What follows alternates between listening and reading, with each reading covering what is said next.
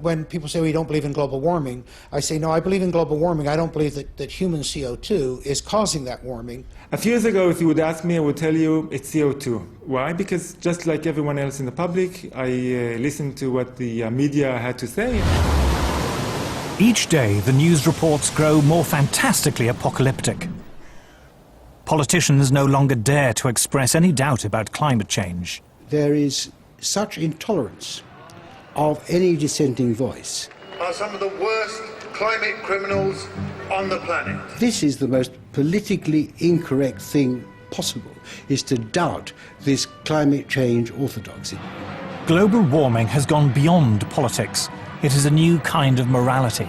Now, the Prime Minister's back from his holidays, unrepentant and unembarrassed about yet another long-haul destination. Yet, as the frenzy over man-made global warming grows shriller, many senior climate scientists say the actual scientific basis for the theory is crumbling. There were periods, for example, in Earth's history when we had 3 times as much CO2 as we have today, or periods when we had 10 times as much CO2 as we have today. And if CO2 has a large effect on climate, then you should see it in the temperature reconstruction. If we look at climate through the geological time frame, we would never suspect CO2 as a major climate driver. None of the major climate changes in the last 1,000 years can be explained by CO2. We can't say that CO2 will drive climate. It certainly never did in the past. I've often heard it said that there is a consensus of thousands of scientists on the global warming issue and that humans are causing a catastrophic change to the climate system. Well, I am one scientist, and there are many that simply think that is not true. Man-made global warming is no ordinary scientific theory. This morning, the Intergovernmental Panel on Climate Change, made up of... It is presented in the media as having the stamp of authority of an impressive international organization. From the IPCC, the United Nations Intergovernmental Panel on Climate Change, or IPCC. The IPCC, like any UN body, is political.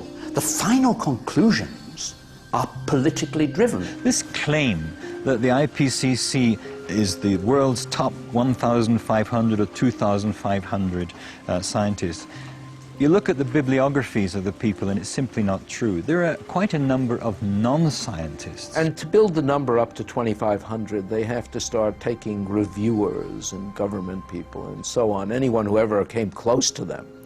And none of them are asked to agree. Many of them disagree. Those people who are specialists but don't agree with the polemic and resign, and there have been a number that I know of, they are simply put on the author list and become part of this 2,500 of the world's top scientists. People have decided you have to convince other people that since no scientist disagrees, you shouldn't disagree either. But that, whenever you hear that in science, that's pure propaganda. This is a story of how a theory about climate turned into a political ideology. See, I don't even like to call it the environmental movement anymore because really it is a political activist movement, and they have become hugely influential at a global level. It is the story of the distortion of a whole area of science. Climate scientists need there to be a problem in order to get funding. We have a vested interest in creating panic, because then money will flow to climate science. There's one thing you shouldn't say, and that is, this might not be a problem. It is the story of how a political campaign turned into a bureaucratic bandwagon. Fact of the matter is that tens of thousands of jobs depend upon global warming right now. It's a big business. It's become a great industry in itself. And if the whole global warming farrago collapsed, there'd be an awful lot of people out of jobs and looking for work. This is a story of censorship and intimidation. I have seen and heard their spitting fury at anybody who might disagree with them, which is not the scientific way. It is a story about Westerners invoking the threat of climatic disaster to hinder vital industrial progress in the developing world. One clear thing that emerges from the whole environmental debate is the point that there's somebody keen to kill the African dream, and the African dream is to develop. The environmental movement has evolved into the strongest force there is for preventing development in the developing countries. The global warming story is a cautionary tale of how a media scare became the defining idea of a generation. The whole global warming business has become like a religion. And people who disagree are called heretics. I'm a heretic. The makers of this program are all heretics.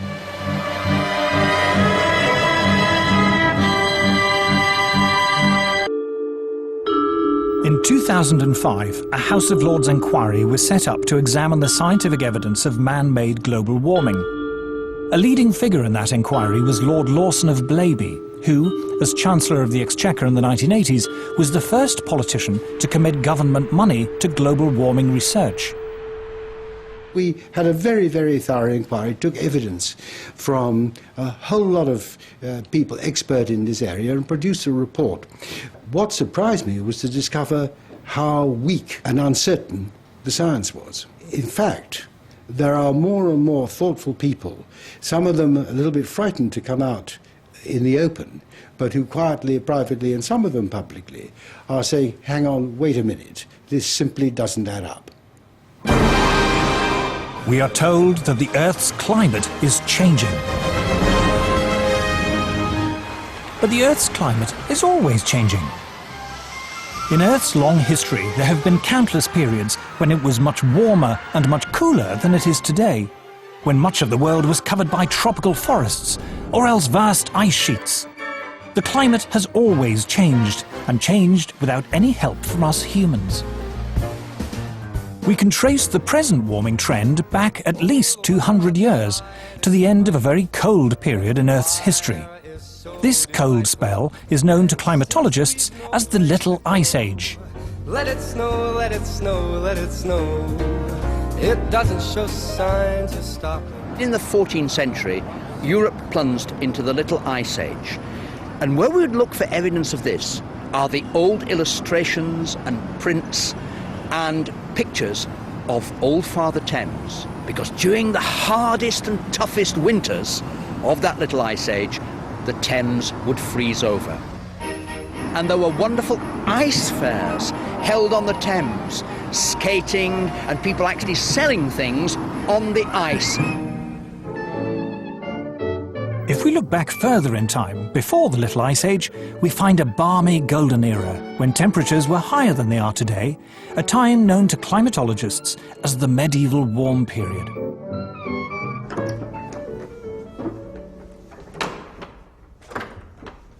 It's important that people know that climate enabled a quite different lifestyle in the medieval period. We have this view today that warming is going to have apocalyptic outcomes. In fact, wherever you describe this warm period, it appears to be associated with riches. We're having a heat wave. In Europe, this was the great age of the cathedral builders, a time when, according to Chaucer, vineyards flourished even in the north of England.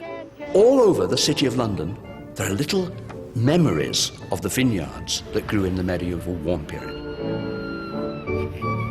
So this was a wonderfully rich time. And this little church, in a sense, symbolizes it, because it comes from a period of great wealth. Going back in time further still, before the medieval warm period, we find more warm spells, including a very prolonged period during the Bronze Age, known to geologists as the Holocene Maximum, when temperatures were significantly higher than they are now for more than 3 millennia. If we go back 8,000 years in the Holocene period, our current interglacial, it was much warmer than it is today. Now the polar bears obviously survived that period. They're with us today. They are very adaptable, and these warm periods in the past, what we call hypsithermals, pose no problem for them. Climate variation in the past is clearly natural. So why do we think it's any different today? In the current alarm about global warming, the culprit is industrial society. Thanks to modern industry, luxuries once enjoyed exclusively by the rich are now available in abundance to ordinary people. Novel technologies have made life easier and richer. Modern transport and communications have made the world seem less foreign and distant. Industrial progress has changed our lives. But has it also changed the climate? According to the theory of man-made global warming, industrial growth should cause the temperature to rise. But does it? Anyone who goes around and says that carbon dioxide is responsible for most of the warming of the 20th century hasn't looked at the basic numbers. Industrial production in the early decades of the 20th century was still in its infancy, restricted to only a few countries, handicapped by war and economic depression. After the Second World War, things changed. Consumer goods like refrigerators and washing machines and TVs and cars began to be mass-produced for an international market. Historians call this global explosion of industrial activity the post-war economic boom. So how does the industrial story compare with the temperature record? Since the mid-19th century, the Earth's temperature has risen by just over ½ degree Celsius. But this warming began long before cars and planes were even invented.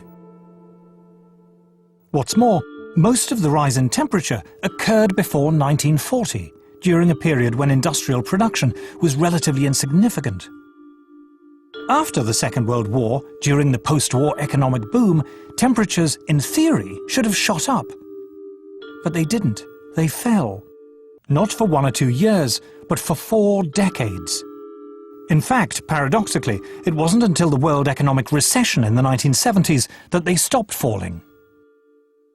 CO2 began to increase exponentially in about 1940, but the temperature actually began to decrease 1940, continued till about 1975.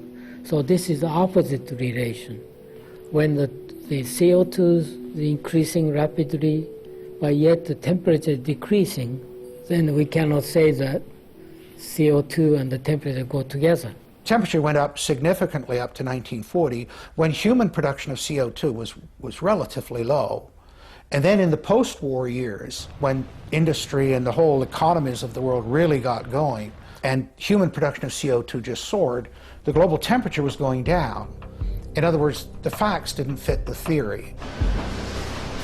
Just at a time when, after the Second World War, industry was booming, carbon dioxide was increasing, and yet the Earth was getting cooler and starting off scares of a coming ice age, it made absolutely no sense. It still doesn't make sense. Why do we suppose that carbon dioxide is responsible for our changing climate? CO2 forms only a very small part of the Earth's atmosphere. In fact, we measure changes in the level of atmospheric CO2 in tens of parts per million. If you take CO2 as a percentage of all the gases in the atmosphere, the oxygen, the nitrogen, and argon, and so on, it's 0.054%. It's an incredibly small portion. And then, of course, you've got to take that portion that supposedly humans are adding, which is the focus of all the concern, and it gets even smaller. Although CO2 is a greenhouse gases themselves only form a small part of the atmosphere. What's more, CO2 is a relatively minor greenhouse gas. The atmosphere is made up of a multitude of gases. A small percentage of them we call greenhouse gases. And of that very small percentage of greenhouse gases, 95% of it is water vapor. It's the most important greenhouse gas. Water vapor is a greenhouse gas, by far the most important greenhouse gas. So is there any way of checking whether the recent warming was due to an increase in greenhouse gas? There is only one way to tell, and that is to look up in the sky, or a part of the sky known to scientists as the troposphere. If it's greenhouse warming, you get more warming in the middle of the troposphere, the first 10, 12 kilometers of the atmosphere, than you do at the surface. There are good theoretical reasons for that, having to do with how the greenhouse works. The greenhouse effect works like this. The sun sends its heat down to Earth. If it weren't for greenhouse gases, this solar radiation would bounce back into space, leaving the planet cold and uninhabitable. Greenhouse gas traps the escaping heat in the Earth's troposphere, a few miles above the surface. And it's here, according to the climate models, that the rate of warming should be highest, if it's greenhouse gas that's causing it.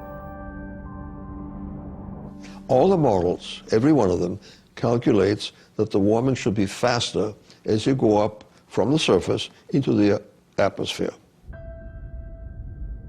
And in fact, the maximum warming over the equator should take place at an altitude of about 10 kilometers. A scientist largely responsible for measuring the temperature in the Earth's atmosphere is Professor John Christie.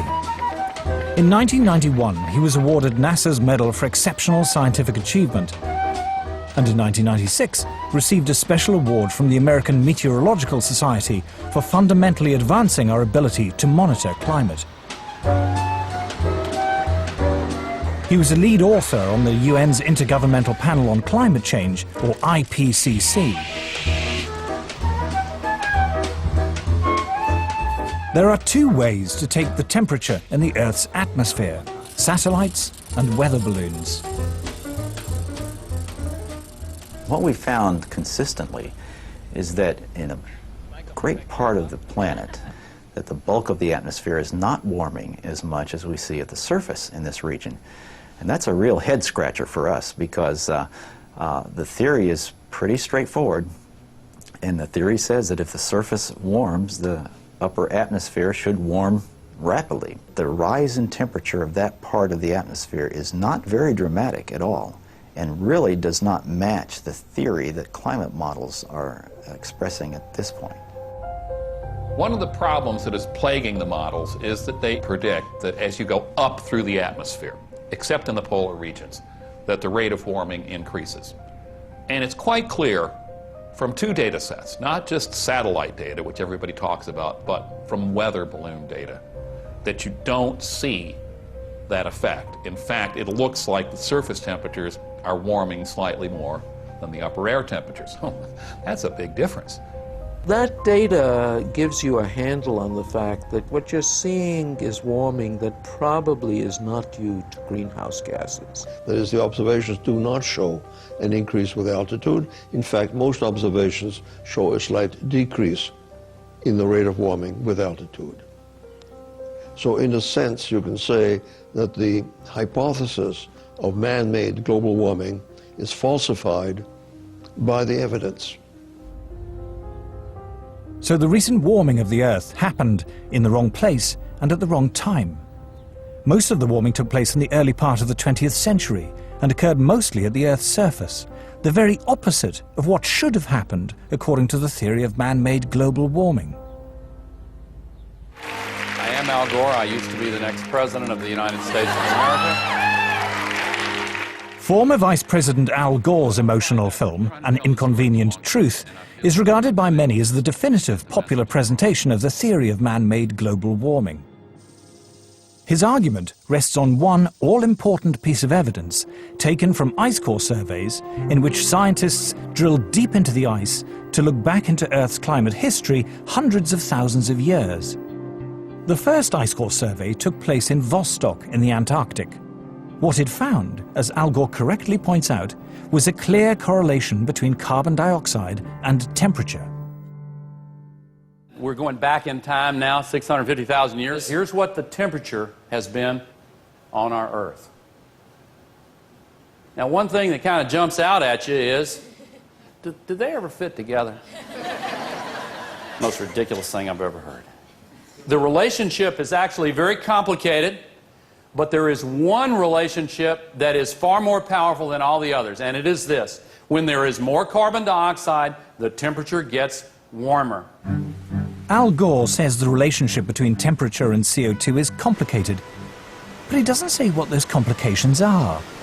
In fact, there was something very important in the ice core data that he failed to mention.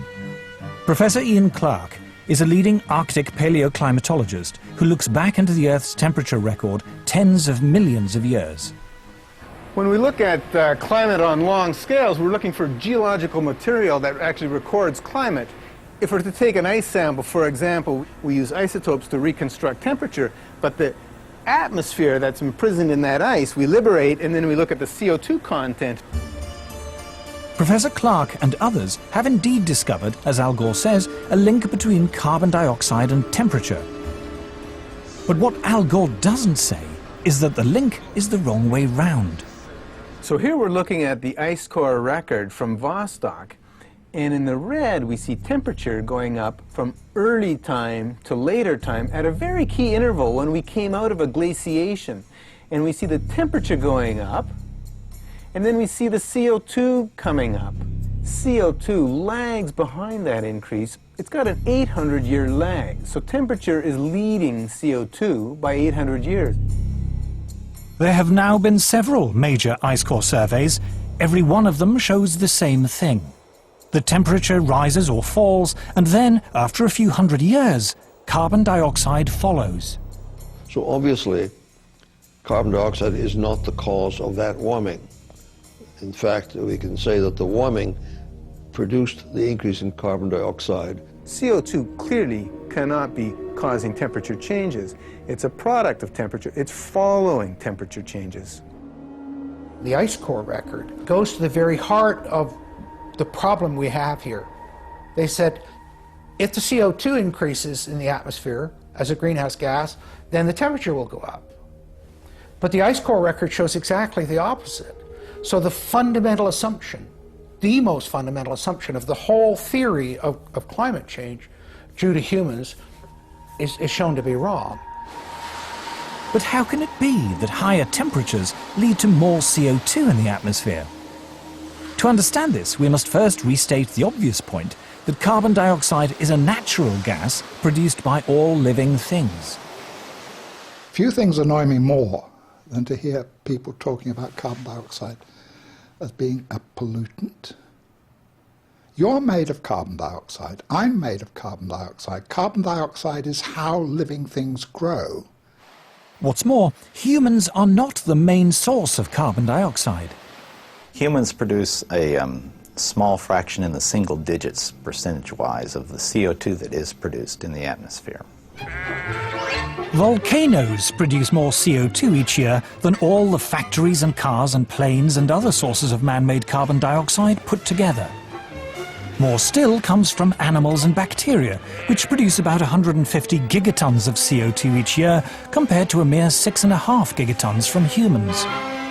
An even larger source of CO2 is dying vegetation, from falling leaves, for example, in the autumn. But the biggest source of CO2 by far is the oceans.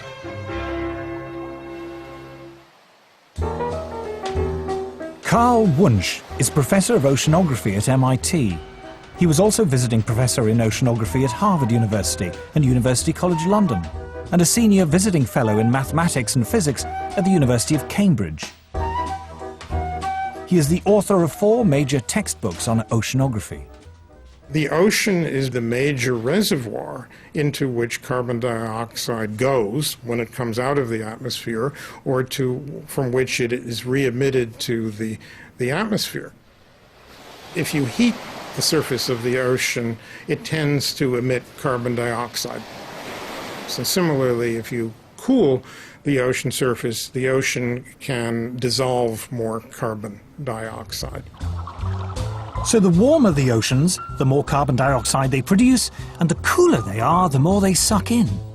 But why is there a time lag of hundreds of years between a change in temperature and a change in the amount of carbon dioxide going into or out of the sea? The reason is that oceans are so big and so deep, they take literally hundreds of years to warm up and cool down. This time lag means the oceans have what scientists call a memory of temperature changes. The ocean has a memory of past events running out as far as 10,000 years. So, for example, if somebody says, oh, I'm seeing changes in the North Atlantic, this must mean that the climate system is changing. It may only mean that something happened in a remote part of the ocean decades or hundreds of years ago, whose effects are now beginning to show up in the North Atlantic. The current warming began long before people had cars or electric lights. In the past 150 years, the temperature has risen just over half a degree Celsius. But most of that rise occurred before 1940. Since that time, the temperature has fallen for 4 decades and risen for 3. There is no evidence at all from Earth's long climate history that carbon dioxide has ever determined global temperatures. But if CO2 doesn't drive Earth's climate, what does?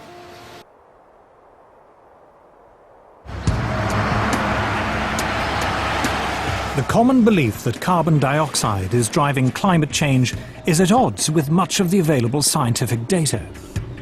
Data from weather balloons and satellites, from ice core surveys, and from the historical temperature records. But if CO2 isn't driving climate, what is? Isn't it bizarre to think that it's humans, you know, when we're filling up our car, turning on our lights, that we are the ones controlling climate? Just look in the sky. Look at that massive thing, the sun. Even humans at our present 6.5 billion are minute relative to that. In the late 1980s, solar physicist Piers Corbyn decided to try a radically new way of forecasting the weather. Despite the huge resources of the official Met Office, Corbyn's new technique consistently produced more accurate results. He was hailed in the national press as a super weatherman. The secret of his success was the sun. The origin of our solar weather technique of long-range forecasting came originally from study of sunspots and a desire to predict those. And then I realised it was actually much more interesting to use the sun to predict the weather.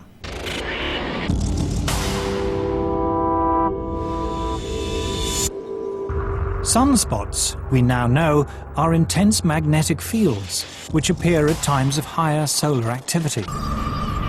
But for many hundreds of years, long before this was properly understood, astronomers around the world used to count the number of sunspots in the belief that more spots heralded warmer weather.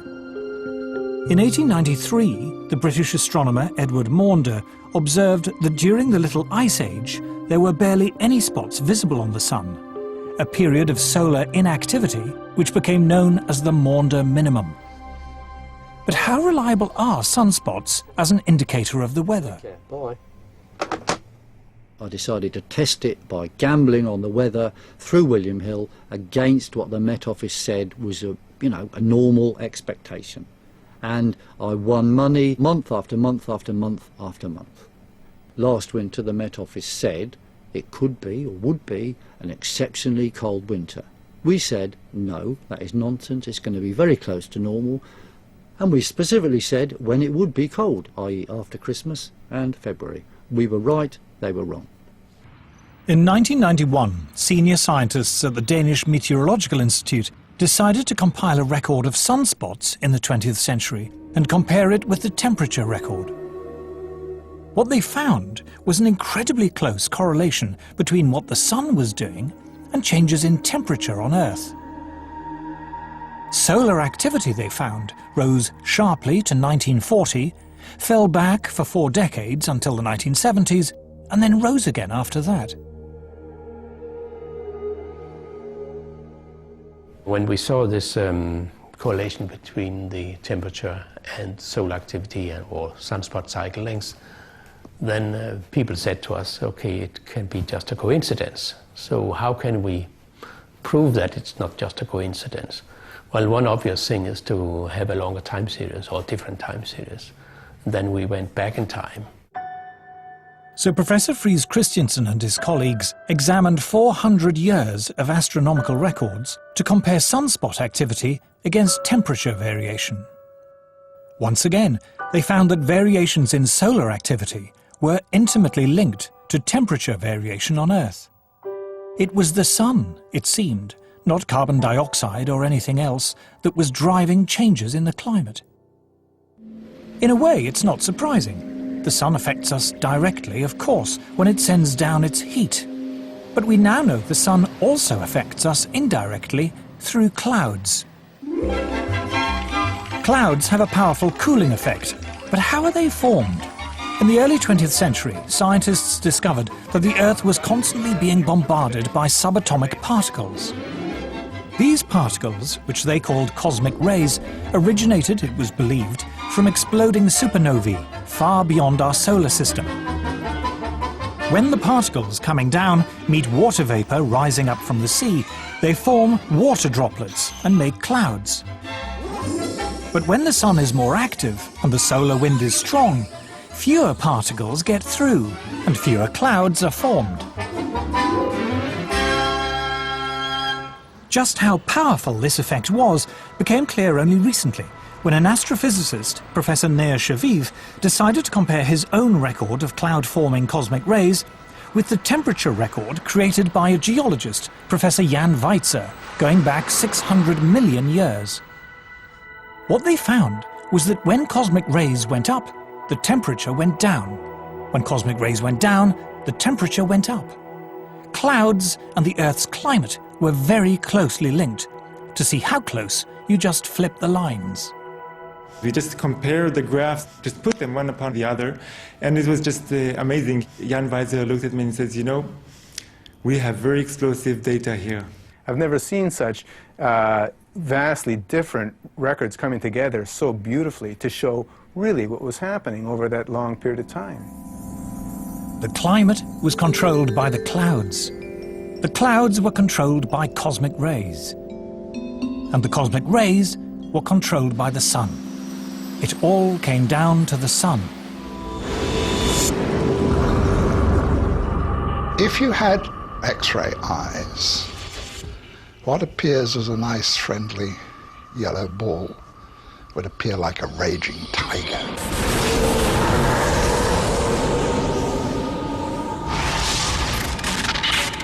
The sun is an incredibly violent beast,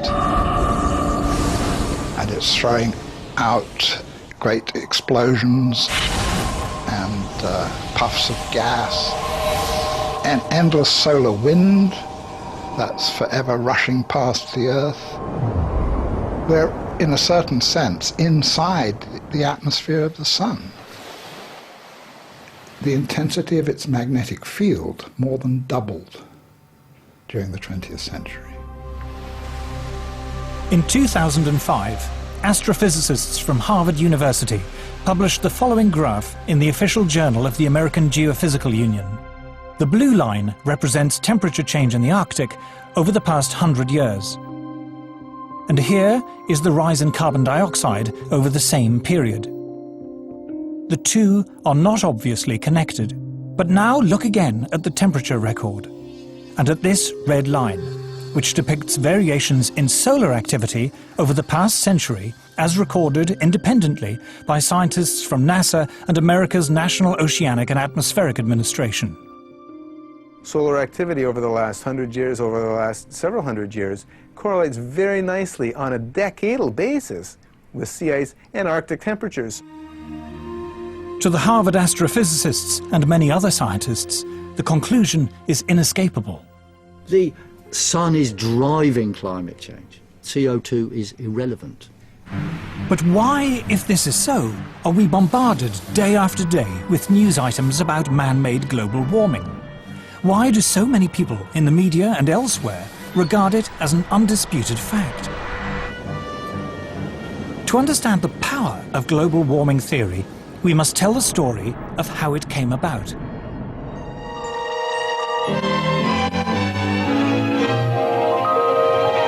The weather satellite depicts a planet that grieves for its lost harvests in coming to the parched... Doom-laden predictions about climate change are not new. In 1974, the BBC warned us of impending disasters which might seem strangely familiar. Again and again, the newsreels have been showing us disasters of the weather. The American Midwest suffered its worst drought since the 1930s, and tornadoes were on the rampage. And what was going to be the cause of these disasters? The man behind the series was former New Scientist editor Nigel Calder.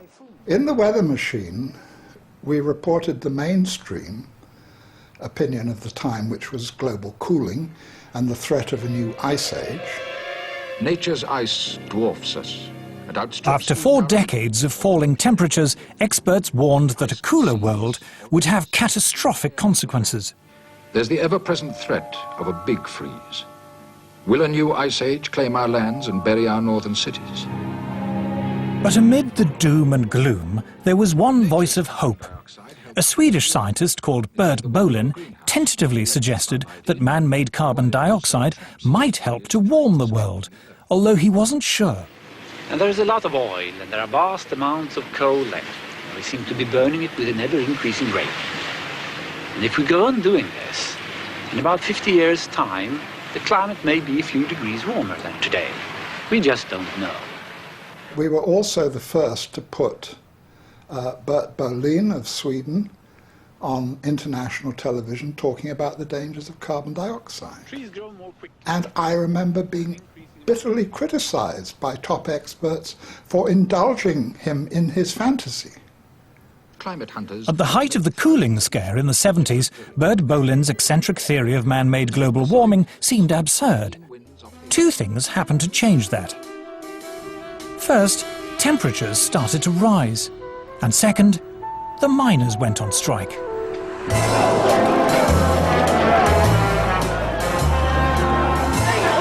To Margaret Thatcher, energy was a political problem. In the early 70s, the oil crisis had plunged the world into recession, and the miners had brought down Ted Heath's Conservative government. Mrs. Thatcher was determined the same would not happen to her. She set out to break their power. What we have seen in this country is the emergence of an organized revolutionary minority who are prepared to exploit industrial disputes, but whose real aim is the breakdown of law and order and the destruction of democratic parliamentary government. The politicization of this subject started with Margaret Thatcher. She was very concerned always, I remember when I was Secretary of State for Energy, to promote nuclear power.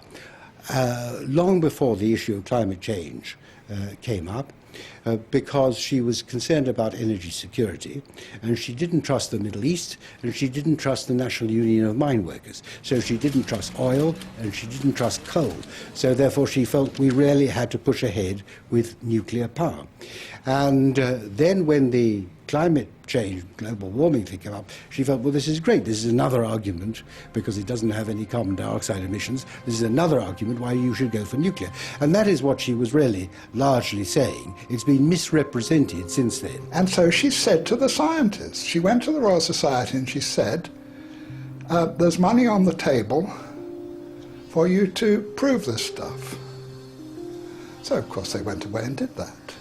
Inevitably, the moment politicians put their weight behind something and attach their name to it in some ways, of course, money will flow. That's the way it goes.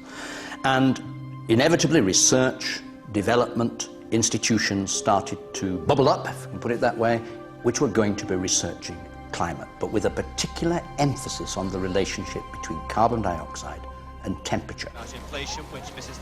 At the request of Mrs. Thatcher, the UK Met Office set up a climate modelling unit which provided the basis for a new international committee called the Intergovernmental Panel on Climate Change, or IPCC. They came out with the first big report which predicted climatic disaster as a result of global warming. I remember going to the scientific press conference and being amazed by 2 things. First, the simplicity and eloquence of the message and the vigour with which it was delivered.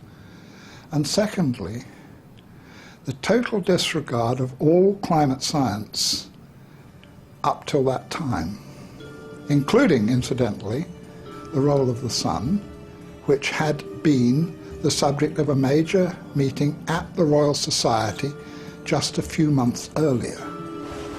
But the new emphasis on man-made carbon dioxide as a possible environmental problem didn't just appeal to Mrs. Thatcher.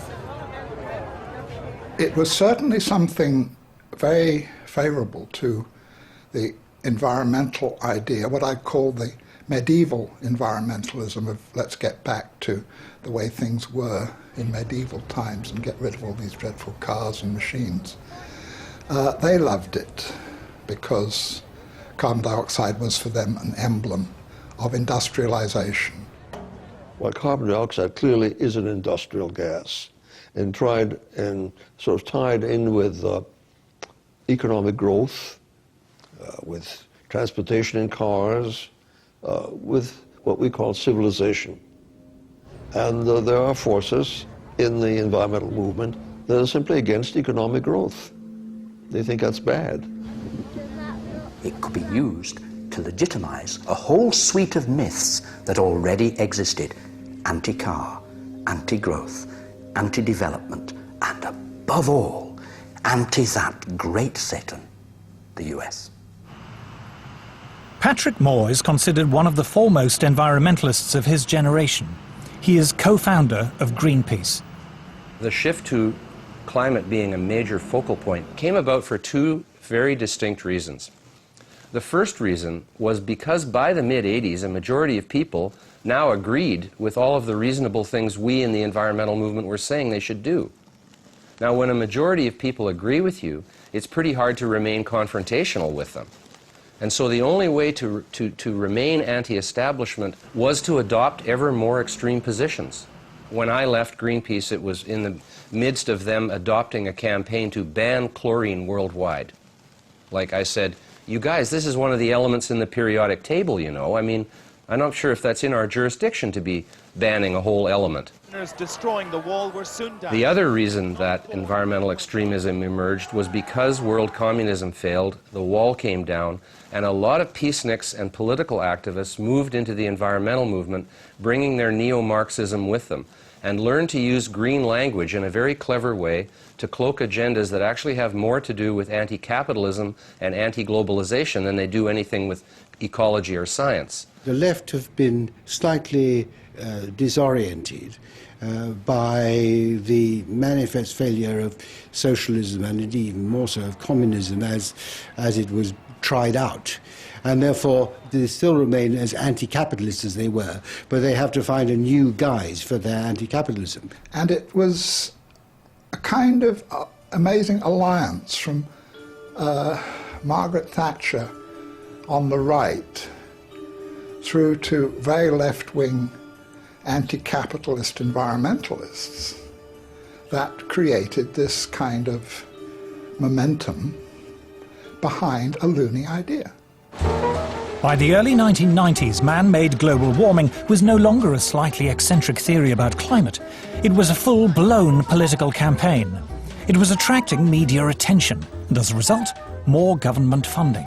Prior to Bush the Elder, I think the level of funding for climate and climate-related sciences was somewhere around the order of $170 million a year, which was reasonable for the size of the field.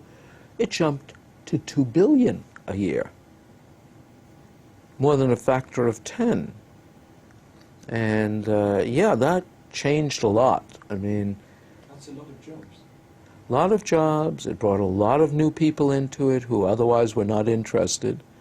So you developed whole cadres of people whose only interest in the field was that there was global warming. If I wanted to do research on, shall we say, the squirrels of Sussex, what I would do, and this is any time from 1990 onwards, I would write my grant application saying, I want to investigate the nut-gathering behavior of squirrels with special reference to the effects of global warming. And that way I get my money. If I forget to mention global warming, I might not get the money. There's really no question in my mind that the large amounts of money that have been fed into this particular, rather small area of science have distorted the overall scientific effort. We're all competing for funds. And if your field is the focus of concern, you have that much less work rationalizing why your field should be funded.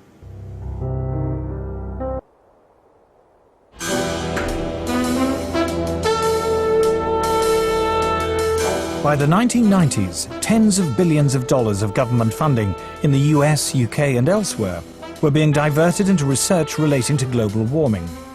A large portion of those funds went into building computer models to forecast what the climate will be in the future. But how accurate are those models? Dr. Roy Spencer was Senior Scientist for Climate Studies at NASA's Marshall Space Flight Center. He has been awarded medals for exceptional scientific achievement from both NASA and the American Meteorological Society. Climate models are only as good as the assumptions that go into them, and they have hundreds of assumptions. All it takes is one assumption to be wrong for the forecast to be way off.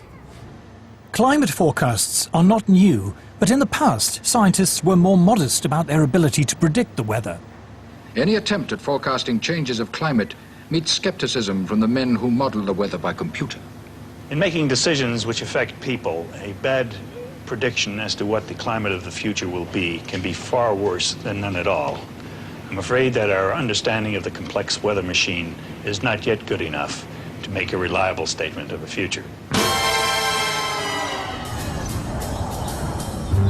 All models assume that man-made CO2 is the main cause of climate change, rather than the sun or the clouds.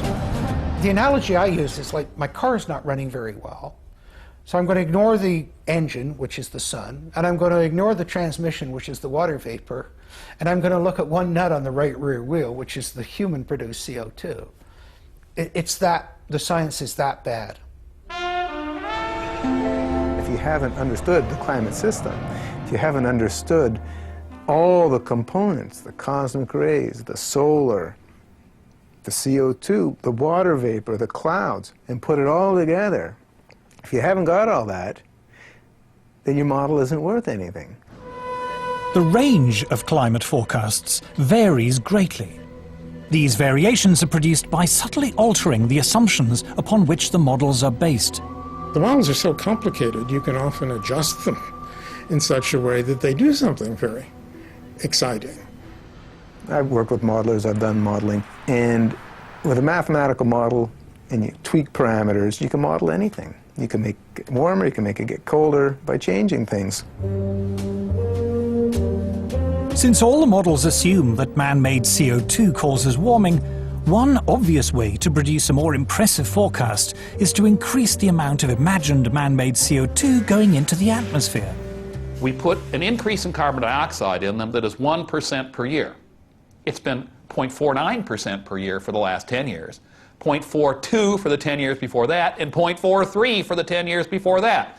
So the models have twice as much greenhouse warming radiation going in them as is known to be happening. It shouldn't shock you that they predict more warming than is occurring. Models predict what the temperature might be in 50 or 100 years' time. It is one of their peculiar features that long-range climate forecasts are only proved wrong long after people have forgotten about them. As a result, there is a danger, according to Professor Carl Wunsch, that modelers will be less concerned in producing a forecast that is accurate than one that is interesting. Even within the scientific community, you see, it's a problem. If I run a complicated model and I do something to it, like melt a lot of ice into the ocean, and nothing happens, it's not likely to get printed. But if I run the same model and I adjust it in such a way that something dramatic happens to the ocean circulation, like the heat transport turns off, it will be published. People will say this is very exciting. It will even get picked up by the media. So there is a bias, there's a very powerful bias within the media and within the science community itself toward results which are dramatizable. The Earth freezes over. That's a much more interesting story than saying, well, you know, it fluctuates around. Sometimes the mass flux goes up by 10%, sometimes it goes down by 20%, but eventually it comes back. Well, you know, which would you do a story on? I mean, that's what it's about. To the untrained eye, computer models look impressive, and they give often wild speculation about the climate the appearance of rigorous science. They also provide an endless source of spectacular stories for the media. The thing that has amazed me as a lifelong journalist is how the most elementary principles of journalism seem to have been abandoned on this subject. In fact, the theory of man-made global warming has spawned an entirely new branch of journalism. You've got a whole new generation of reporters, environmental journalists. Now, if you're an environmental journalist, and if the global warming story goes in the trash can, so does your job. It really is that crude. And the reporting has to get more and more hysterical because there are still, fortunately, a few hardened news editors around who will say, you know, this is what you were saying 5 years ago. Ah, but now it's much, much worse. You know, there's going to be 10 feet of sea level rise by next Tuesday or something. They have to keep on getting shriller and shriller and shriller. It is now common in the media to lay the blame for every storm or hurricane on global warming. But is there any scientific basis for this? This is purely propaganda. Every textbook in meteorology is telling you the main source of weather disturbances is the temperature difference between the tropics and the pole. And we're told in a warmer world, this difference will get less. Now that would tell you you'll have less storminess, you'll have less variability. But for some reason that isn't considered catastrophic. So you're told the opposite. News reports frequently argue that even a mild increase in global temperature could lead to a catastrophic melting of the polar ice caps. But what does Earth's climate history tell us? We happen to have temperature records of Greenland that go back thousands of years. Greenland has been much warmer. Just 1,000 years ago, Greenland was warmer than it is today, yet it didn't have a dramatic melting event. Even if we talk about something like permafrost, a great deal of the permafrost, that icy layer under the forests of Russia, for example, 7,000 or 8,000 years ago melted far more than we're having any evidence about it melting now. So in other words, this is a historical pattern again, but the world didn't come to a crunching halt because of it. Professor Siunishi Akasofu is head of the International Arctic Research Center in Alaska. The IARC is the world's leading Arctic research institute. Professor Akasofu insists that over time, the ice caps are always naturally expanding and contracting. There are reports from time to time a big chunk of ice break away from the Antarctic continent. Those must have been happening all the time. But because now we have a satellite that can detect those, that's why they become the news. This data from NASA's meteorological satellites shows the huge natural expansion and contraction of the polar sea ice taking place in the 1990s. Practically all the TV programs that relate to global warming show big chunk of ice falling from the edge of the glaciers, but people forget that ice is always moving. News reports frequently show images of ice breaking from the edge of the Arctic. What they don't say is that this is as ordinary an event in the Arctic as falling leaves on an English autumn day. They ask me, did you see ice falling from the edge of the glaciers? Yes. That's the spring breakup. That's happened every year. Press come to us all the time, you know, I want to see something that the greenhouse disaster. I say there's none. Alarming television programs raise the fearful prospect of vast tidal waves flooding Britain. But what causes the sea level to change, and how fast does it happen? Sea level changes over the world in general are governed fundamentally by two factors. What we would call local factors, the relationship of the sea to the land, which often, by the way, is to do with the land rising or falling than anything to do with the sea. But if you're talking about what we call eustatic changes of sea, worldwide changes of sea, that's through the thermal expansion of the oceans, nothing to do with melting ice. And that's an enormously slow and long process. people say, oh, I see the ocean doing this last year, that means that something changed in the atmosphere last year. And this is not necessarily true at all. In fact, it's actually quite unlikely, because it can take hundreds to thousands of years for the deep ocean to respond to forces and changes that are taking place at the surface.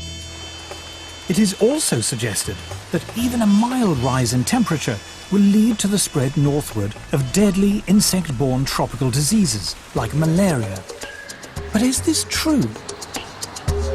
Professor Paul Reiter of the Pasteur Institute in Paris is recognized as one of the world's leading experts on malaria and other insect-borne diseases. He is a member of the World Health Organization Expert Advisory Committee, was chairman of the American Committee of Medical Entomology of the American Society for Tropical Medicine, and lead author on the health section of the US National Assessment of the Potential Consequences of Climate Variability. As Professor Reiter is eager to point out, mosquitoes thrive in very cold temperatures. Mosquitoes are not specifically tropical. Most people will realize that in temperate regions there are mosquitoes. In fact, mosquitoes are extremely abundant in the Arctic. The most devastating epidemic of malaria was in the Soviet Union in the 1920s. There were something like 13 million cases a year and something like 600,000 deaths. A tremendous catastrophe that reached up to the Arctic Circle. Archangel had 30,000 cases and about 10,000 deaths. So it's not a tropical disease. Yet these people in the global warming fraternity invent the idea that malaria will move northwards. Climate scare stories cannot be blamed solely on sloppy or biased journalism. According to Professor Reiter, hysterical alarms have been encouraged by the reports of the United Nations Intergovernmental Panel on Climate Change, or IPCC.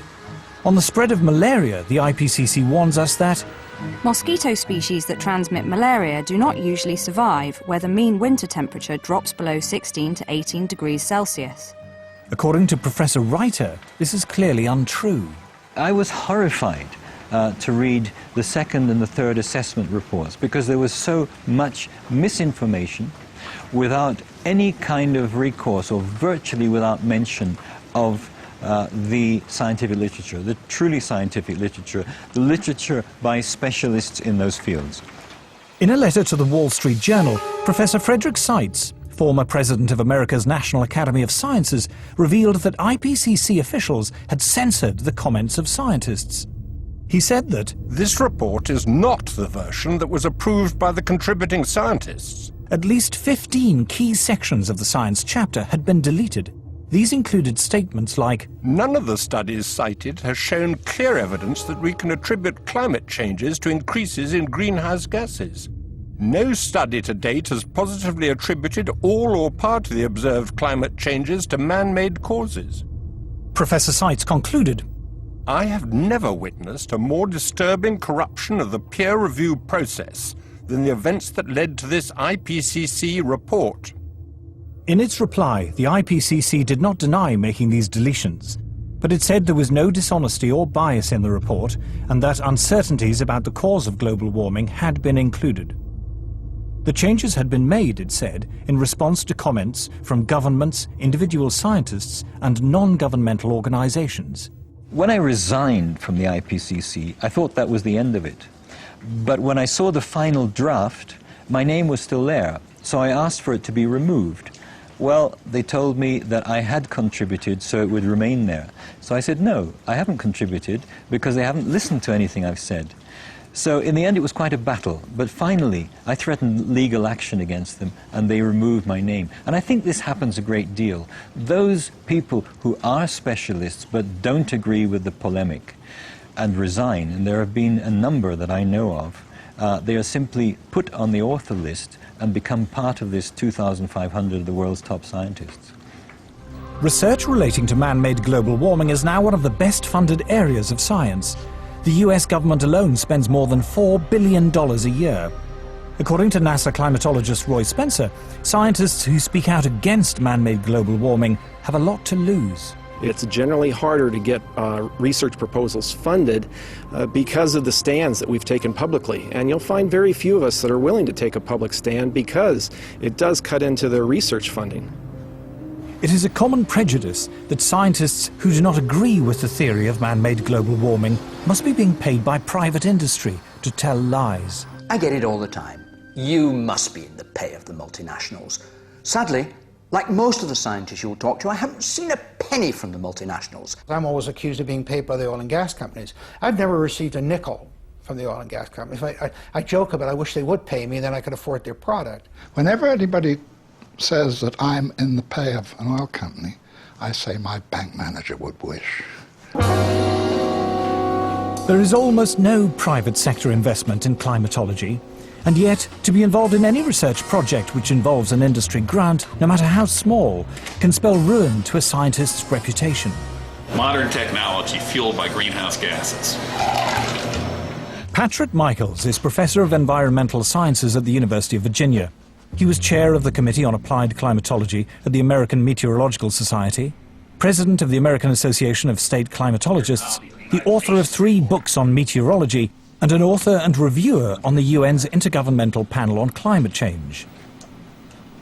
But when he conducted research which was part funded by the coal industry, he found himself among those under attack from climate campaigners. British-based corporations are some of the worst climate criminals on the planet. Shell is based in the UK, right here in London. We have the right and the duty to take it back into public ownership, dismantle it, break it up, and send its managers to rehabilitation training. But reasoned debate is not the only casualty in the global warming alarm. As international public policy bears down on industrial emissions of carbon dioxide, the developing world is coming under intense pressure not to develop. I'm no expert on climate change, I'm no scientist, and what I'm going to say next is a great big turn-off. It's just that. Turn it off! Anything you don't need, you're not using, it's easier than you think to make a difference. Delegates from around the world are flying into Nairobi for a conference sponsored by the UN to talk about global warming. Civil servants, professional NGO campaigners, carbon offset fund managers, environmental journalists and others will discuss every aspect of man-made climate change, from how to promote solar panels in Africa to the relationship between global warming and sexism. The conference lasts 10 days. The number of delegates exceeds 6,000. The billions of dollars invested in climate science means there is a huge constituency of people dependent upon those dollars. And they will want to see that carry forward. It happens in any bureaucracy. Where I live, we have a local council global warming officer. There's a huge tail out there of people who have, in one way or another, been recruited to join this particular bandwagon. Anybody who stands up and says, hey, wait a minute, let's look at this coolly and rationally and carefully and see actually how much merit, how much this stands up, they will be ostracized. Scientists, accustomed to the relative civility and obscurity of academic life, suddenly find themselves publicly attacked if they dare to challenge the theory of man-made global warming, vilified by campaign groups and even within their own universities. It's the old English saying, if you stand up in the coconut shy, they're going to throw at you. So I understand that there's going to be some of that, but it gets pretty difficult and pretty nasty and very personal. And it's been, death threats and all sorts of things. And so I'm not doing it for my health. These days, if you are skeptical about the litany around climate change, you're suddenly like as if you're a Holocaust denier. The environmental movement, really, it is a political activist movement. And they have become hugely influential at a global level. And every politician is aware of that today. Whether you're on the left, in the middle, or the right, you have to pay homage to the environment. In the past month, the global warming campaign has won a great victory. The United States government, once a bastion of resistance, has succumbed. George Bush is now an ally. Western governments have now embraced the need for international agreements to restrain industrial production in the developed and developing world. But at what cost? Paul Driesen is a former environmental campaigner. My big concern with global warming is that the policies being pushed to supposedly prevent global warming are having a disastrous effect on the world's poorest people. Global warming campaigners say it does no harm to be on the safe side.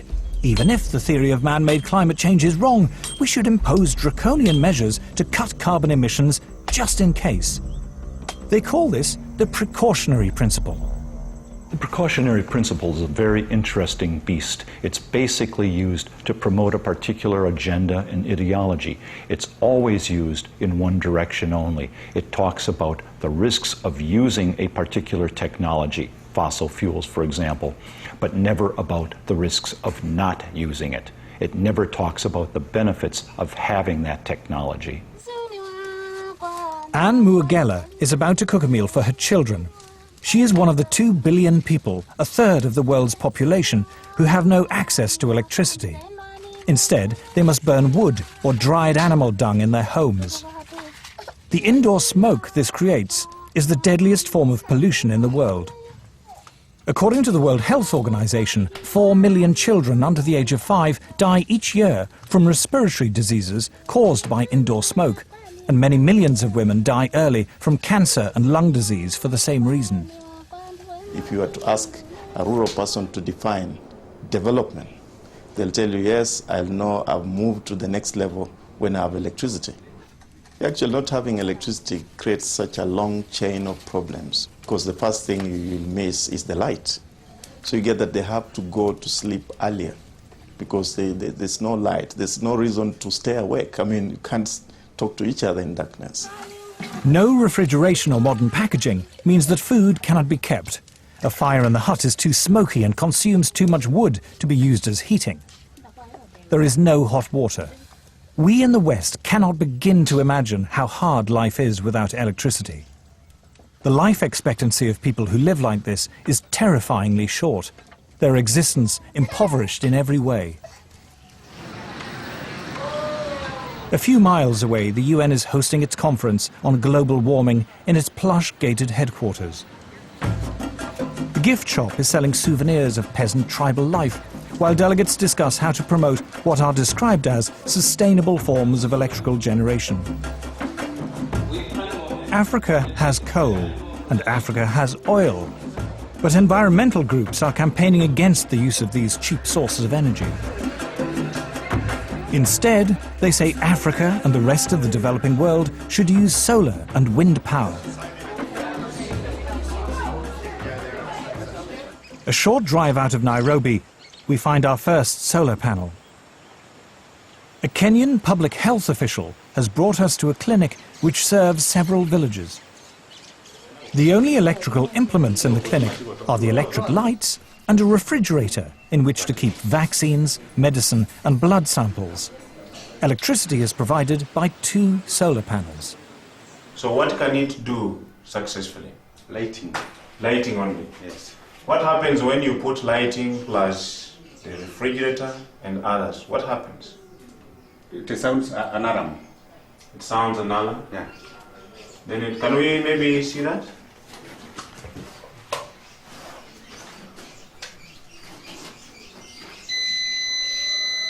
The solar panels allow Dr. Samuel Mwangi to use either the lights or the refrigerator, but not both at the same time. If he does, the electricity shuts down. Wind and solar power are notoriously unreliable as a source of electricity and are at least 3 times more expensive than conventional forms of electrical generation. The question would be, how many people in Europe, how many people in the United States are already using that kind of energy? And how cheap is it?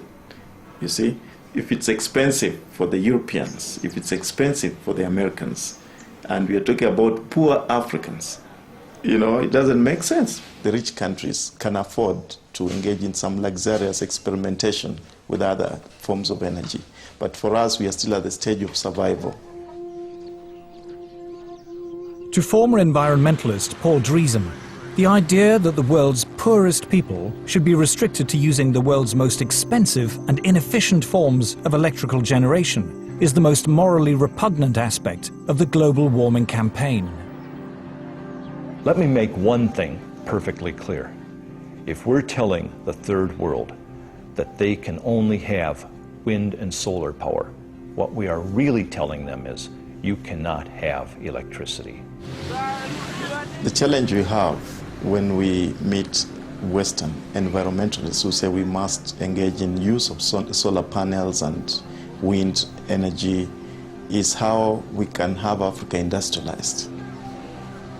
Because I don't see how a solar panel is going to power a steel industry, how a solar panel is going to power maybe some railway train network. It might work maybe to power a small transistor radio.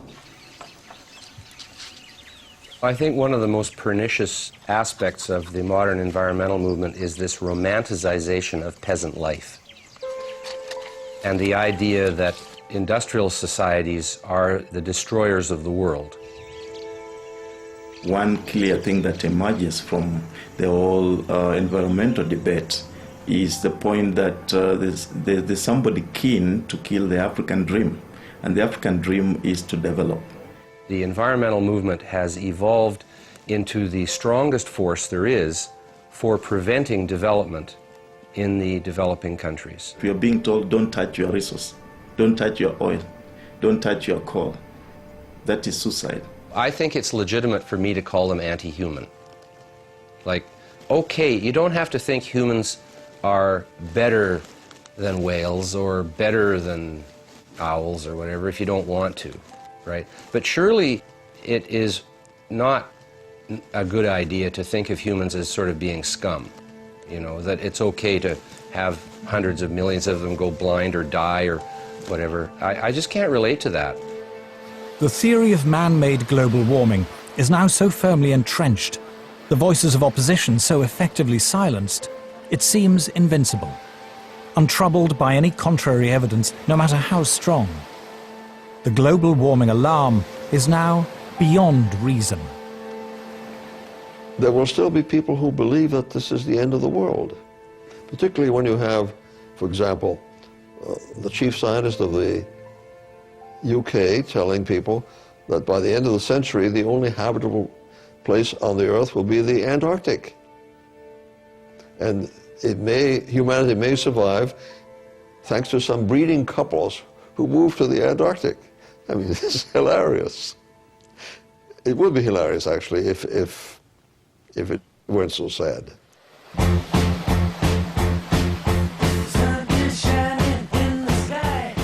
3:15 tonight, dispatches, and how green are our politicians and business leaders.